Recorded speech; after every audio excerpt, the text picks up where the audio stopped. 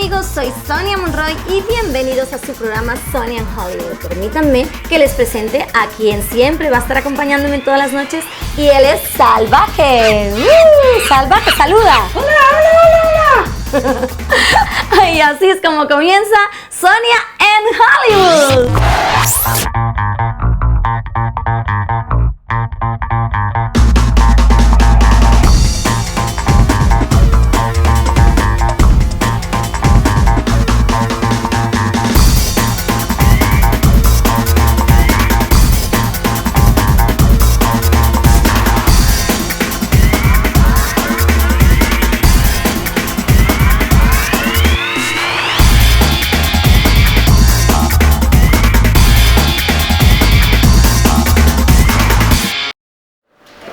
Bueno, pues estoy a punto de comenzar mi entrevista para Luke Goss, uno de los protagonistas de Death Race 3, y estoy encantada. You're franchising Death Race, aren't you? Let me show you what true vision really looks like. Mokas. Mokans. Or death. Well, you forgot one thing. Frankenstein. He won his 4th race today. I'm having you transferred. You will compete in the first ever desert death race.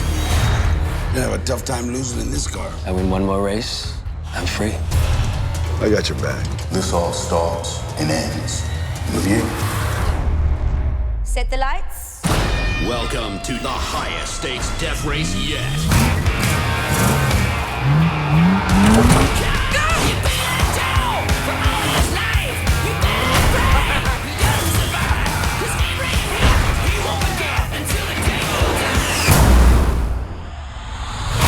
From the filmmakers who brought you Resident Evil. You ready to get serious? Hang on. And Death Race. We're even now. Luke Goss, Danny Trejo, Ving Rhames. Death Race 3, Inferno. Frankenstein can never die. Okay, hello, Luke. Hi there, nice to see you. How nice to see you again. I'm so excited to be here with you.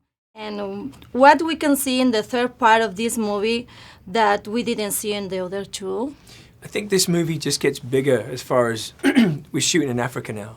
And so that opens up the story. We didn't have to hide anything. Like in a lot of movies, when you shoot in a location, it's not the location of the movie. You have to hide this bit or hide that. Now we can just see Africa. You know, I mean, you saw the movie. I think in this movie, my character is a lot more stoic, a lot darker, and I think it lends itself to the story. I think it makes it more like an anti-hero, a true anti-hero this time, opposed to the previous movie, was just a man who just entered that world. We saw you in a lot of action movies, and I love them. But are you planning on doing another kind of roles? Yeah, I mean, there's obviously the Hellboy movies, the Blade movie, now Death Race, a lot of action stuff for sure. I did a movie once that you might have heard of, called One Night with the King, which was an out-and-out love story. Very, very proud of that.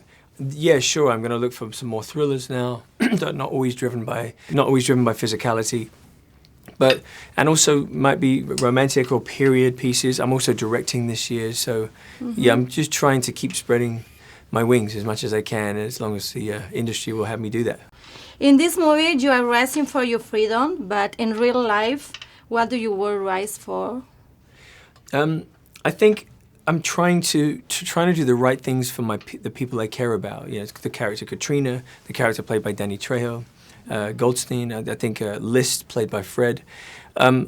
These people are important to me. My character has some power now in this story, and so it's a game of chess. The villain in this movie, played by Dougray Scott, is Niles in the movie.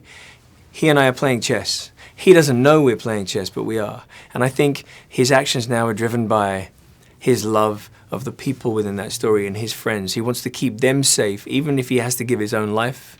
He wants to keep them safe, I think. Who is your model role in action movies like Schwarzenegger, Stallone, Vin Diesel? I think The Rock is a really great I think as far as somebody who's a quintessential action guy right now, I think my ultimate idol is Clint Eastwood, without doubt, and Steve McQueen are the two masters at it, the guys that put a different kind of action that wasn't driven just about muscles, it was driven about being tough. I think the McQueen and Eastwood are the heroes. But I think The Rock and Bruce Willis and people like that and other newer generation that I would say that I'm a huge fan of as well. In this third movie, you use the word inferno. Why? Is because in the movie has a lot of explosions, fire, or because you sometimes can be a devil? You know, I think it's both literal in the sense of the fire that's used in the film and the heat. You know, we're in the desert, remember, so the heat is very, very hot.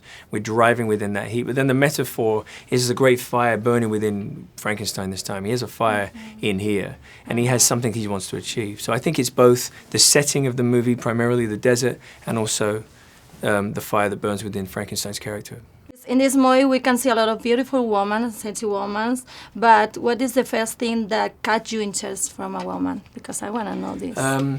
I think if a woman is beautiful, that's wonderful. I think eyes are very important, but I think if a woman has kindness that comes out of her eyes, if she's kind and she has compassion coming out of her eyes, I think that's probably the most attractive thing a woman can have, is kindness and compassion.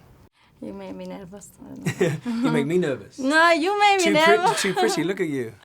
Okay, thank you so much. Muchas gracias. Thank you to everyone. Muchas gracias. Thank you so much. Thank you. Nice job.